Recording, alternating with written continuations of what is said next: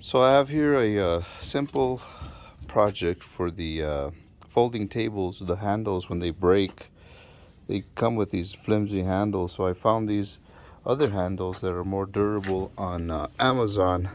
They roughly run about $9 for a set of two. This one's more durable. This is what's left from the previous handles. As you can see, they're just real thin, flimsy handles that they put on there. Not even anything durable, just like this one. But it does come with a kit. It comes with the screws and washers and stuff. So anyways, I already put one on this table. This is actually a second one for a different table. And this is what's after you put it on.